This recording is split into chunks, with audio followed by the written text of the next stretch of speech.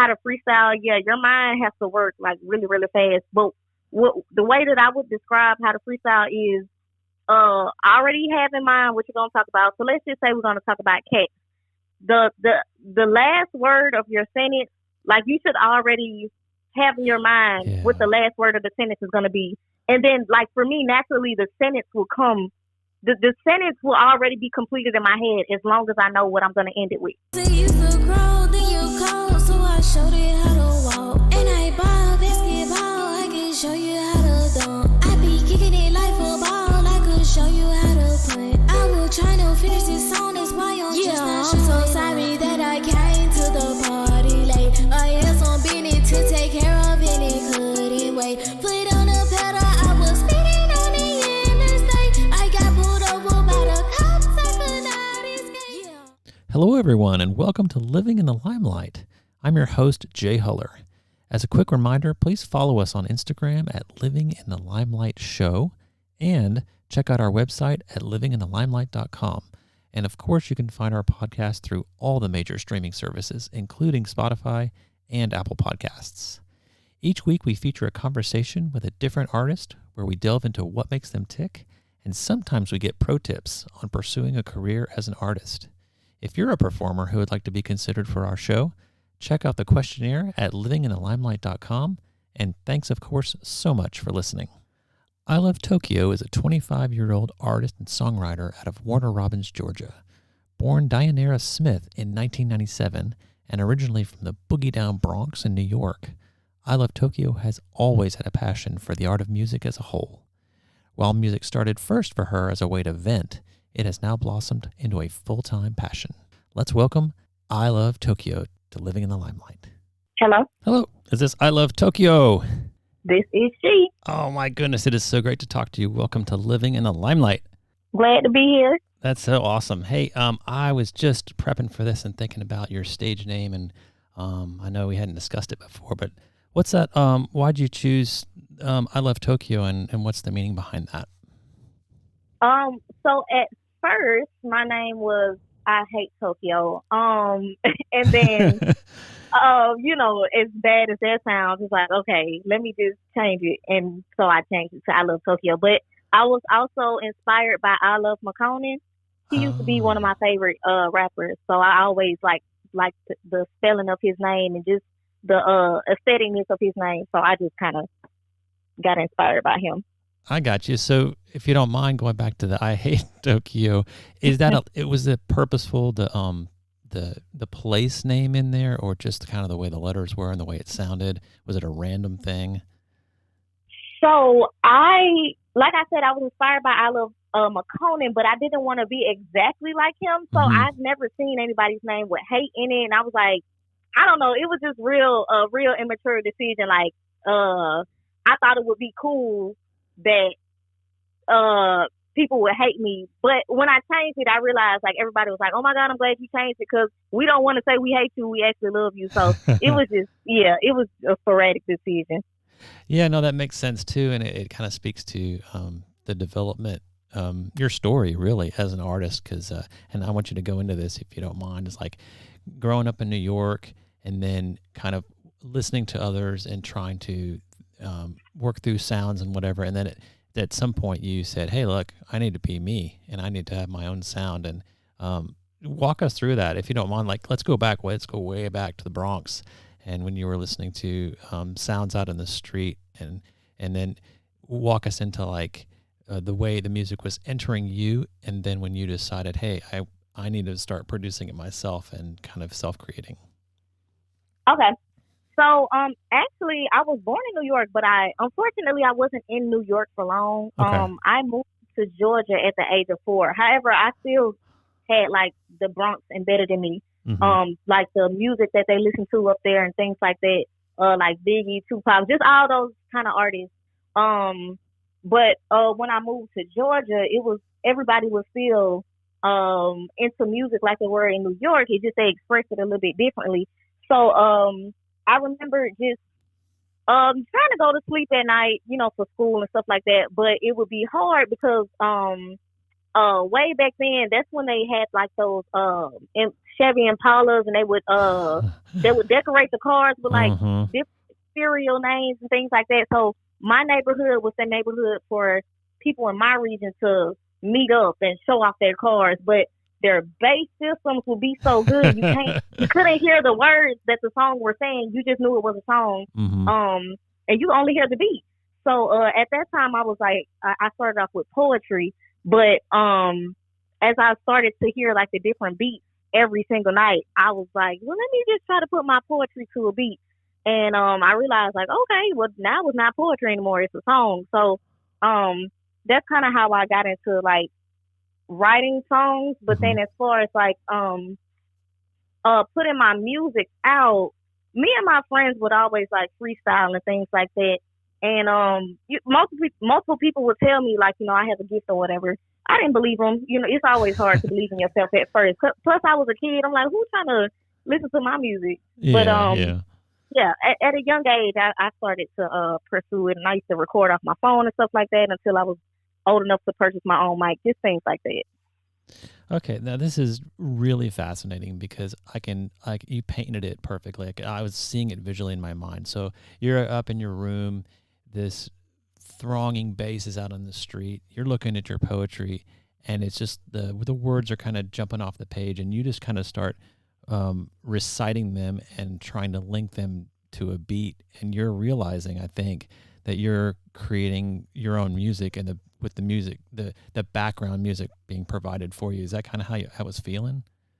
Yeah, definitely. Oh, that is so cool because it's kind of organic and natural, right? The beat was there, and your art of poetry was there. Now, your poetry, were you like writing poetry just on your own, or was this like a school assignments that were sitting around, or is language something that is like flows out of you naturally? Yeah, I feel like I naturally have a gift to do poetry. At that time, I used to be really bad when I was little, so my mom would often take away any electronics that I had, Oh. TVs, phones, just anything that could take my mind off of like being creative by myself. Mhm. So she would normally just leave me with paper and a pencil, and of course I would be mad at her, and I would just write like my feelings of how I was mad at her, but it was rhyming. It just naturally was rhyming. I don't know.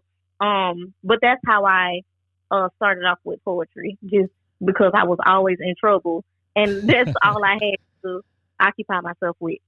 That's really cool. So in a way, she was directly involved in creating who you are today. Right. Through that punishment. Right. Yeah, I know, like, got parents that take the doors off and take away electronics, but you turned it around and made it a positive, and now it's become a tool. And I would dare say, and explain this to me, because I really don't know a lot about freestyling, but when I think about it and when I watch someone do it, it is truly a gift, because the mind has to be working so far ahead and in such rapid succession, thinking of the way the phrasing is. And you say it comes kind of naturally to you. What do you think happens in your brain, both like when you're in that moment and the music is going and you got to keep up with it, or maybe beforehand when you're just trying to put it on paper? I know there's a little less pressure when you've got no distractions and you're just writing it, right? But is it really difficult to freestyle when there's just a beat and you have no source, no paper, no nothing? It's just coming from your brain? So I would say, for me, it's now it's easy. But when I was first starting, I dropped my first song in 2021, and that was my first song that I kind of freestyle with or just punched in. Like I never write out any of my songs because I feel like I overthink when I do write. So I just let whatever is inside of me just come out. It's something always on the tip of my tongue, so I don't really have to think about what to say next. But at first it was hard because I was overthinking. But once you recognize what freestyling, it literally has the word free in it. Like, you just have to be free. No matter what you say, you can't say anything wrong. It's freestyling. If you do say something wrong, you have the chance to fix it when you're by yourself. But you do have pressure, like when you're around other people and they're like, go, like they put you on the spot. It's like, but most people normally already have a verse that they have for those moments when people put them on the spot. Me, I don't. So if I'm ever put on the spot, I'm just gonna say whatever comes to my head. But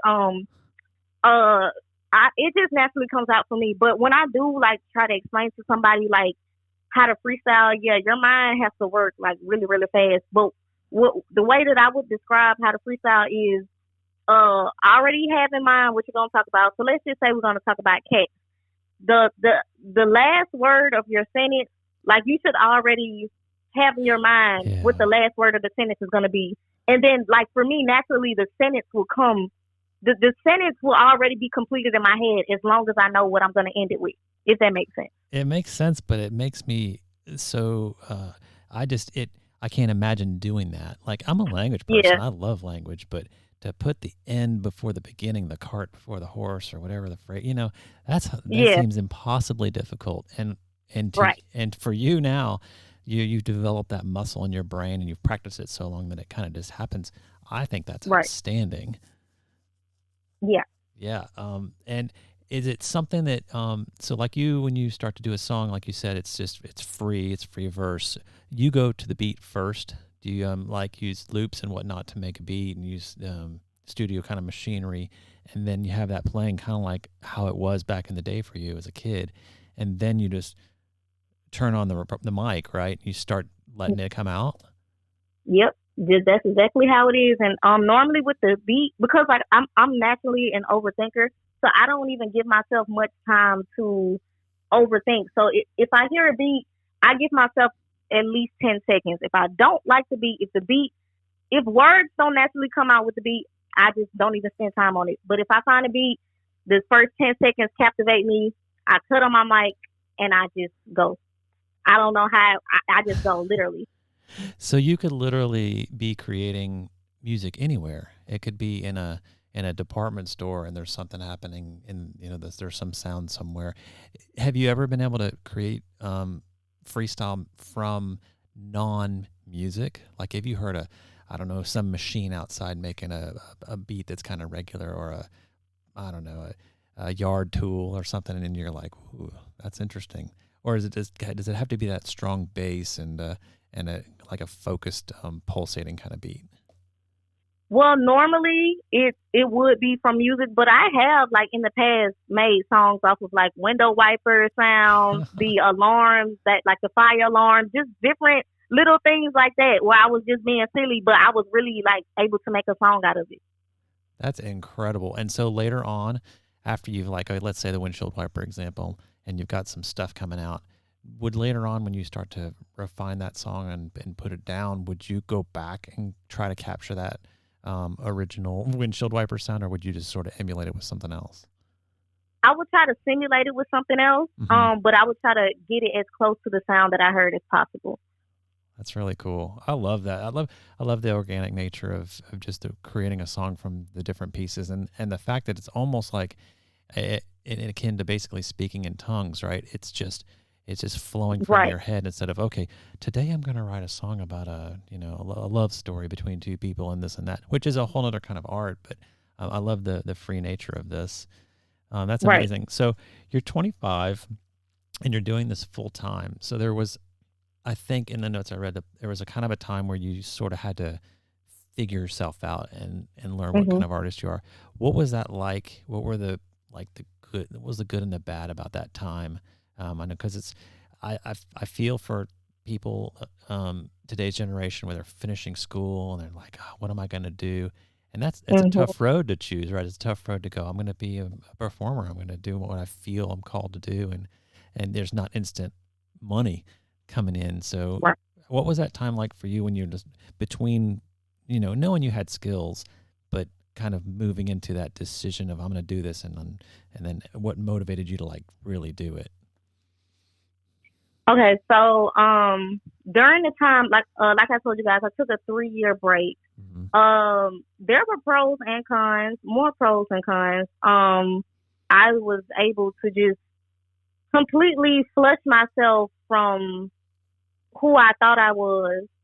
I also kind of just left the face of the earth, really. So one of the cons of when I came back was I literally was still stuck on the music genres and the music taste that I had prior to going on my little sabbatical, I guess you would call it. Mm-hmm. So when I came back, literally, I didn't know who Make the Stallion was. I didn't know who Lil Baby was. The people that I would be in competition with, per se, Uh-huh. I didn't know who these people were. So that was a con on one end, but it was also a pro because I didn't have anybody to copy. I didn't have any sound to bite or anything. I was literally just knew what I knew about myself and knew what I knew about music before I kind of took my break. And I came back and it's like, okay, who are these people? But from there, I feel like that break helped me to create my own sound. I didn't have anybody to mimic. I didn't have anybody to I want to say look up to, even though it's good to look up to people. Yeah. Subconsciously, when we look up to people, we tend to want to be like them a little bit. Right, so I didn't have anybody that I was trying to be like. So but what motivated me to do music full time was just honestly, why not? I mean, yeah, at first it's like no money coming in, so like I constantly have to tell myself, like, you know, we're not in this for the money. Even when I do get discovered, I don't want the money to be the reason why I go, because I don't want this to become a job. I always want it to stay as a passion, because then I will enjoy doing it. There have been things in my life that I like to do, like, for example, I love to draw. But once I went to school for it and was getting job opportunities and even pursued it as a career or a job, I didn't want to do it anymore, because it's like I'm being forced to do this. So I don't want music to become like that. Even when it is my job, I always want to remember the times when I did it when I wasn't getting any monetary compensation for money. it. Yeah.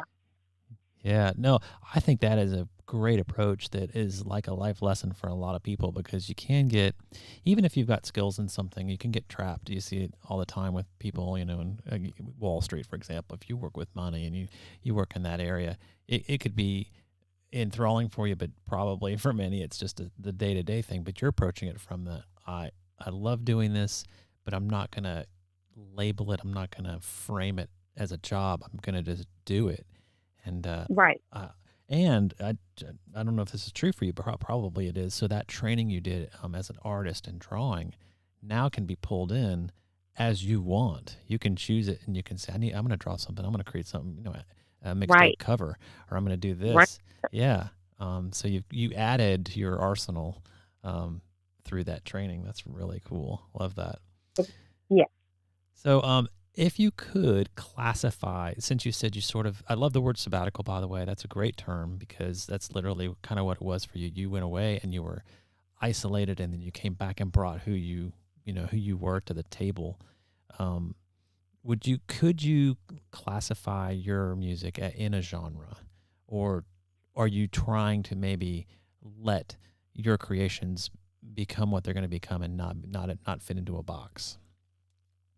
Yes, I'm a very freelance person, and I hate being boxed in, but I do know that there are situations that I have to not be so broad. So I do label myself as a pop star, even though I have music out that would not be considered pop music, et cetera, et cetera.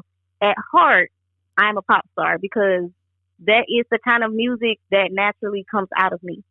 Upbeat, just very free. But I do want my creation to just label itself at times, like, you know, but at heart, I am a pop star. Okay. That makes total sense. I like it. Well, let's talk specifically about your music. I've got a few titles down here, and you are, I think, it looks like you're starting to really crank it out. So I know everyone's going to be looking forward to what's coming next, but let's kind of go back and look at a couple of them. Like, and if any of these, if you want to tell us about the recording process, specific memories, the ups and downs, because I know people love who you know are just like you, that want to do this for a living. They're curious because they're going to not want to make mistakes as much as they can. And so anything like tips that you can come up with. But let's focus first on I Want, and kind of like how that happened and your memories from putting that one out. Okay, so I Want is a Afro pop type of song. And actually, I was already looking to branch out into that kind of music because I'm starting to see like that music is becoming a little more popular nowadays. Mm-hmm. But I didn't want to just do it just because it was popular. I just wanted to do it just to see like if I could expand my horizon a little bit. Right. Then actually one day, one of my associates, she told me about this artist named Coffee. She's a Afro pop artist. She's like real famous. Uh-huh. She told me, and others have told me after her that don't even know her, that I remind them of this artist. And well, I looked into her music and I was like, well, I can see why they say that. Uh-huh. So I was like, okay. When I listened to the lady's music, it inspired me to give it a shot.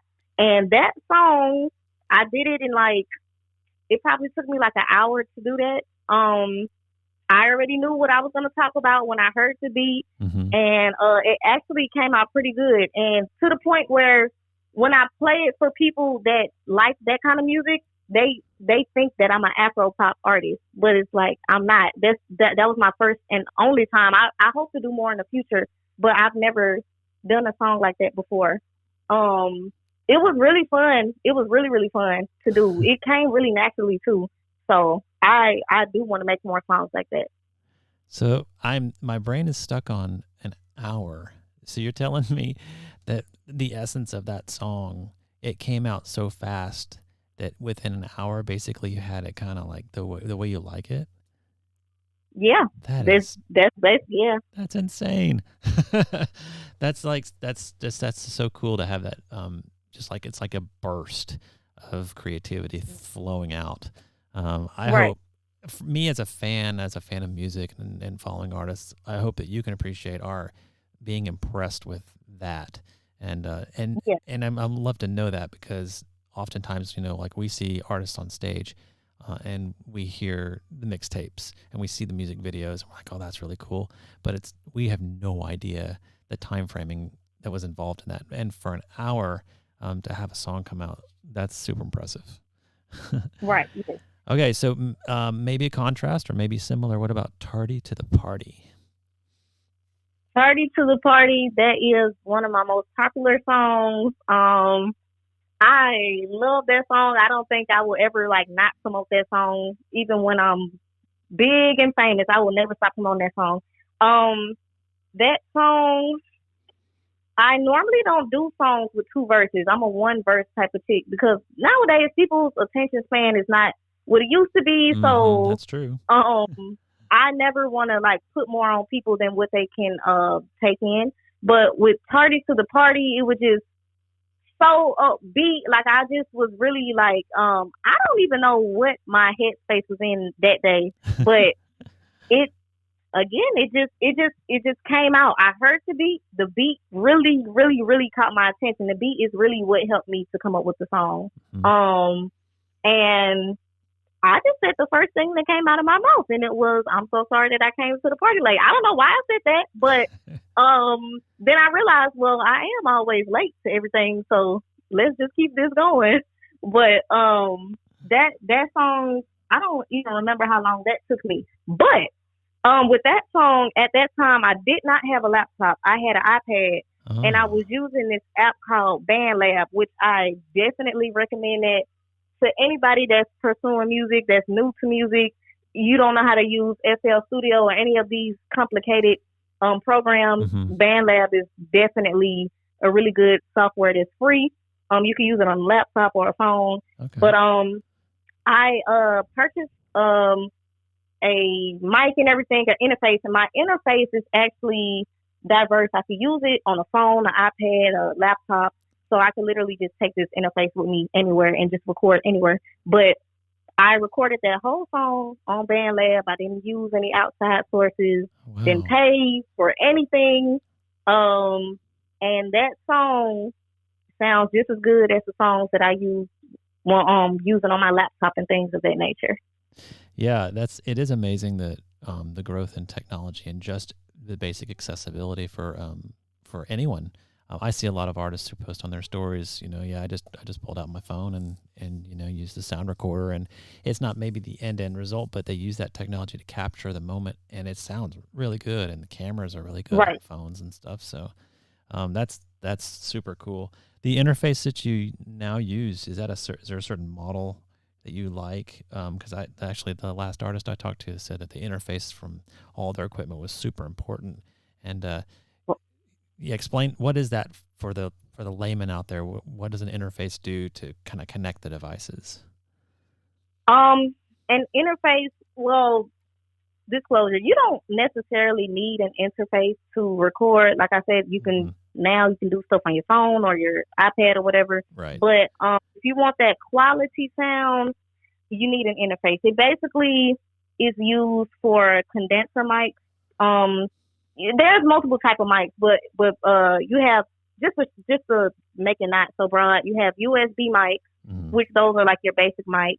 And then you have condenser mics that you have to have an interface to connect that mic into, just to get better quality sound. And it's different things and sounds that the condenser mic can block out that the USB mic can't block out. A USB mic will literally pick up on everything. It could be somebody outside talking that's not even nowhere close to you, but the USB mic will pick that up, and the condenser things inside of it that'll block that out. So an interface is basically just for a condenser mic for better quality, and it's a whole bunch of crap. Like it's tools of the trade, right?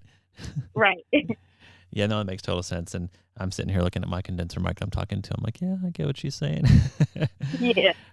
That's so cool. All right. So complete the mission. And I actually was reviewing that music video. Let's talk about that music video first, because I'd love to know, one, where it was filmed, and the smoke, the motorcycles, kind of what was that whole vibe like, and kind of the planning out of that and the experience. So, about 2 years ago, I met a great fella that I'm still friends with to this day. His name is Andrew. He goes by Andrew's Method. He is so dope and talented. He is the one that shot that music video. We shot that video in 2 days. The rooftop scene was shot in Macon, Georgia, literally on top of like a building, nowhere special. It looks special, but it was special enough for the video. Yeah. But that was his motorcycle. Most of that was his idea. The smoke machine, all of that. And we shot that in so the first scene was probably shot in an hour. The second scene was shot in like an hour as well. And he edited that video in 2 hours and sent it to me. Like we didn't even have to do any special thing. We didn't have to go to a place, to like a studio to shoot extra scenes or anything. Literally, we realized we didn't even need the in-house scene. We could have just used the whole rooftop scene. But literally, it was just the vibe of the song was there, the vibe, the video vibe was there. It's like everything just kind of connected, and we didn't have to do anything extra to make this video great. He has a dope camera, as you can see. Like, oh yeah. People think that I paid thousands of dollars to get this shot. I'm like, no, we're just some middle Georgia people with some middle Georgia money, and we made it happen. So, like, it was, that was props to Andrew. He made that come to life. Hey, well, do me a favor later. Shoot me his contact information if he doesn't mind, and we'll put it out on your page on the website. So, absolutely, if someone wants to recreate something like that, they know what they're gonna get. Okay, that's really great. Do you ever, like, for that experience, that day or those 2 days, do you kind of step back at some point? And I don't know if it's the, like, bragging or whatever, but or pride, maybe pride. Do you have any pride, like, thinking, look at all these people here that are working with me in this music, and my music is becoming visual now?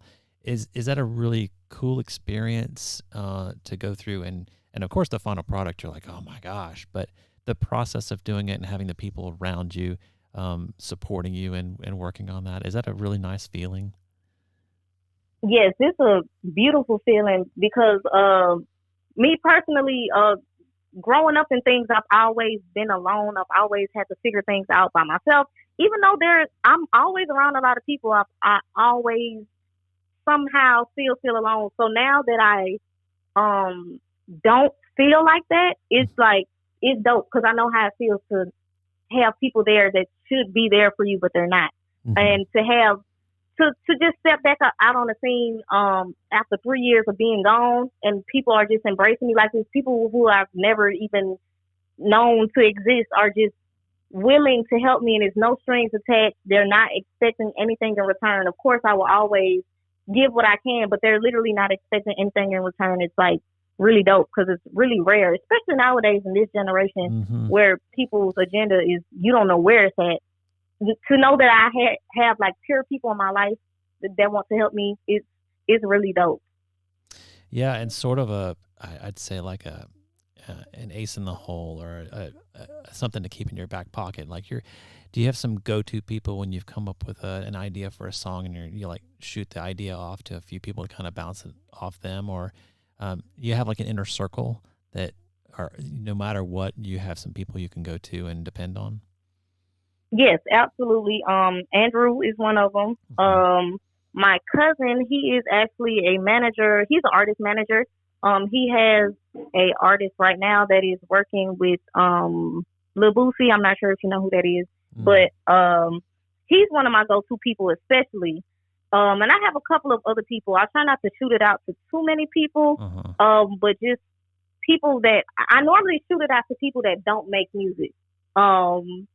Ironically, but yeah, I have a circle that like I shoot it out to them. Of course, I take in what they say, but at the end of the day, I still do what I feel like is best. But yeah, I have a couple people that I shoot my stuff out to. That's good. I like what you said about not being music, because then they can give you the the fan opinion, really, right how it would land that way. Very cool. Well, I was researching. I have seen, and pardon my innocence with this, but I'm an album guy. Like I grew up in the early 70s, and just a new album comes out, and I know the term mixtape originally started with cassette tapes, and like, hey, I'm going to make a mixtape for my girlfriend or whatever, and we would take various songs and splice them together, and it was super fancy. Let me tell you. But now artists are releasing mixtapes, and other artists are releasing albums. To you, what's the primary difference? Because I know you have just released a mixtape. It was on January 4th called Out of Sight in Mind. And so that's what's kind of drawing me to this. Why label it a mixtape instead of an album? And to you, what's the difference? Because I don't know if it's clear for everyone. Right. And at first it wasn't clear for me because actually in 2021, I released an album, and later on I realized I was taught that I should have named it a mixtape. Now I'm still learning the difference, but normally people that are already making some kind of money, they normally release albums, and that's just because somebody explained it to me this way. If a label is looking to sign me, they're going to sit me down. The first thing, or one of the first things they're going to do, is go look at the projects that I released. Right. If they see that I released an album, they're going to look at the numbers. They're going to look especially at how much money, how much revenue came in through that. And from there, they're going to kind of see what my value is based off of that album that I released. Gotcha. Without having a team. But like with a mixtape, they can't look at how much money. So basically, albums a mixtape can generate some money too, but albums are that's your main goal. Like albums, you're supposed to bring in a lot of money. With mixtapes, it's like, okay, if you make money, cool. If you don't, cool. It's just a mixtape. It doesn't really matter. It matters, but it's kind of like I'll say like a underground version of an album. But that's why from now on, until I start generating some big money that can be recognized, I'll just be releasing like singles, EPs, or mixtapes, not albums. Okay. Yeah, that's a really good explanation. That's kind of what I came up with when I was on like Wikipedia or something, but to have the terms floating around like that. And it's I like the casual approach to it. Like, you know, here, I'm going to offer something up, and if you like it, great. If you don't, no worries. Something else is coming out. Like, it allows the flow. Is albums, like you said, you're into a structure, and you're going to be Right. perhaps with a label, and you know, there are the expectations and all that. Right. Wow. So let's look at the future. You've come back. You're starting to come out with a lot of good projects. What's like the goal? What would you like to be seen for yourself? Maybe like 5-10 years from now. Definitely. I definitely know that. I'm the kind of, how can I word it? I know for some people, they have to take years and years of hard work and shortcomings and upcomings and things of that nature. Mm-hmm. But with me, I know that one of the only things, yes, I have to put in work. I'm not saying I don't have to put in work. I just don't believe that I have to hustle as hard as, I don't believe that I'm going to be one of the people that's like, well, I've been doing this for 10 years and my music is finally starting to be.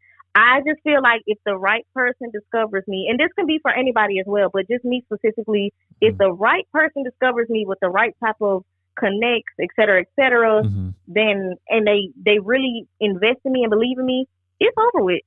That's literally, but of course I'm not sitting around waiting on that to happen. I am pushing myself to get discovered.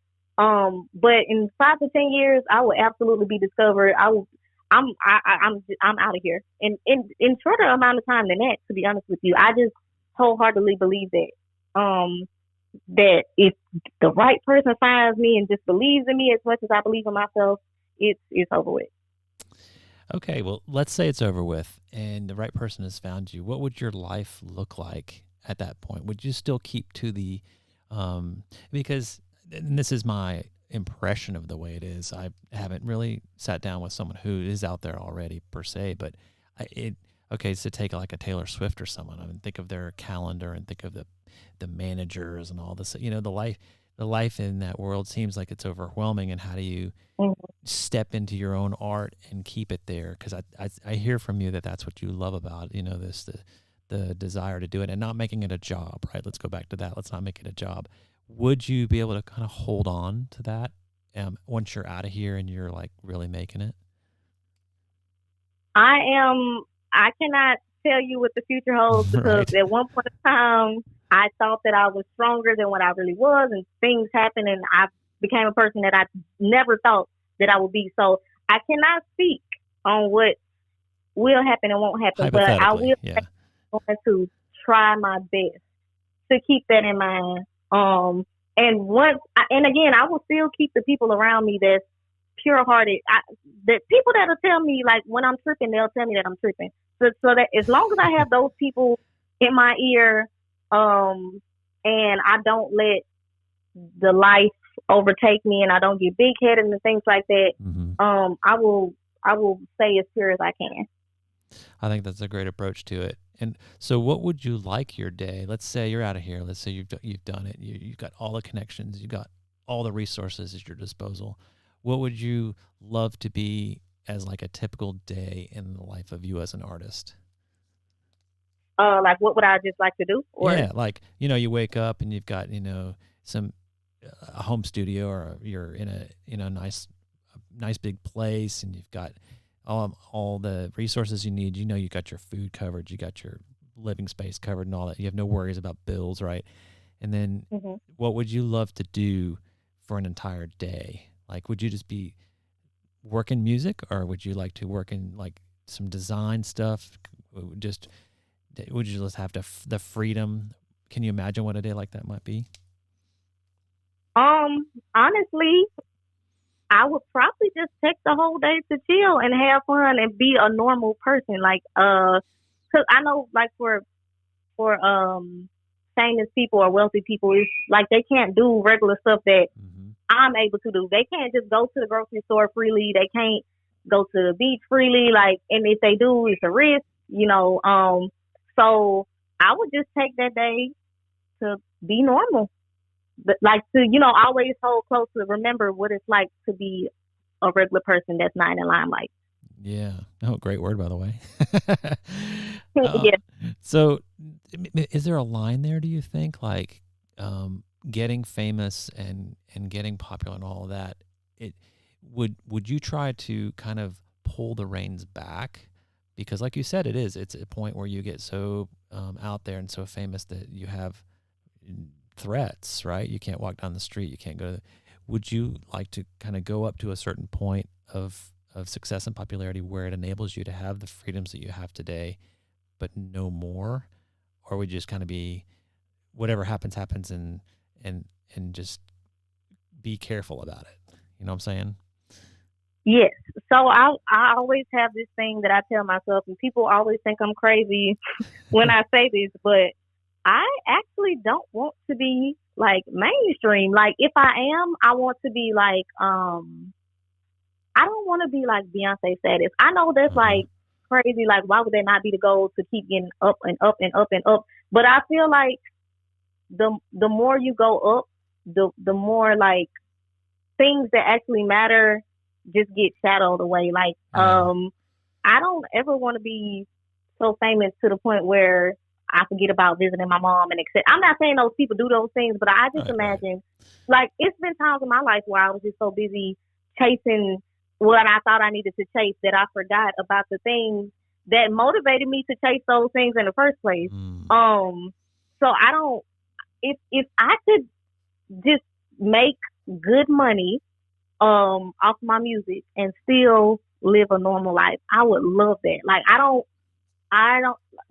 feel like the more money you make and things like that, the more responsibility you have. Like I don't want to overwhelm myself because I don't want my dreams to drain me, basically. Yeah. I want my dream to empower me and keep me going to things. I just want to enjoy it all while I'm here. I don't want to just chase it and get so big and I look back, it's like, okay, what can I enjoy now? Like I done gained everything. Like I done did everything. I have buku amount of money, buku amount of cars. Like I don't want to get bored. Like, I want to keep it like at a perfect medium level. Yeah. So there is a line. I figured from what you had said that there would be, and that's really kind of a cool thing that you can keep an eye on, right? You can just as long as you're keeping check on the way things are going as you move up the ladder, so to speak, then you can pull it back or you can make some changes, and that's a cool feeling of independence. I love that. Several of the independent artists I talked to have brought that up to my surprise, because in the fan world of watching, we're like, oh, I wonder they're going to be doing the Super Bowl halftime show and all these things, and it's great to hear in the brain of the artists. There's some planning and there's some focus and there's some thought about like being a person instead of being a thing. I think that's amazing. Well, this has been a great conversation. I wanted to leave everyone with like the best way to reach out to you. Are you more Instagram? Are you more like Facebook? Or where's your go-to kind of media to integrate with fans and to like put out content? I'd love for you to list everywhere we can find you, but the one that you would like be the most jazzed about getting some new people along with you. Okay, well, of course, my main platform right now is Instagram, and everybody can find me on there at ShutUpTokyo. That's ShutUpTokyo. That is the best place that you can reach me at. I also have a Facebook, which it was my personal page, but I turned it into an artist page, and I actually have good engagement on there. I'm starting to post my music and things on there. Yeah. And that is my name, Dianerra Nicole. That's Dianerra. Last name Nicole, Nicole. Perfect.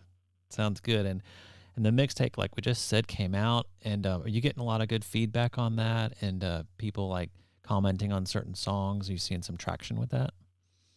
Yeah. I'm getting a lot of good feedback on that. I was a little bit iffy about putting it out because it's 18 songs. I've never put out a project with more than 12 songs. I never want to overwhelm my fans and my supporters, but I just gave it a shot to see, because I know like you know, you want to hear more from an artist, especially when I have a at home studio. I literally record every day. So why just harbor onto these songs when I can share it with the world? So so far I'm getting really good feedback. And people are just excited to see my growth.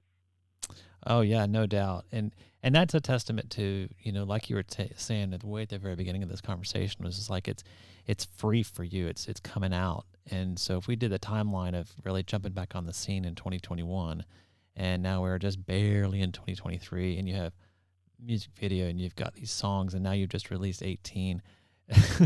That's a huge volume of work that in some artists might be over the span of multiple years, right? So Right. I would never be one to tell you to kind of, you know, rein that back, because you're right. Fans are going to want to hear anything and everything. So my recommendation, of course, would be just to keep churning, keep cranking, keep going with the flow, and whatever comes to mind. If it's feeling right for you, it's gonna, you know, it's gonna land out there, and people will appreciate it. So it is, like I said, been a great conversation. I loved having you on. Keep us in the loop on what's going on, and if there are any changes, we'll put that up on livinginthelimelight.com. You'll have a page there with links to your socials, and it's great to meet you, and hope to talk to you soon. Sound good? Yes, sir. Thank you so much for having me. You're quite welcome. Have a super day, all right? You as well. Okay, bye. Hey.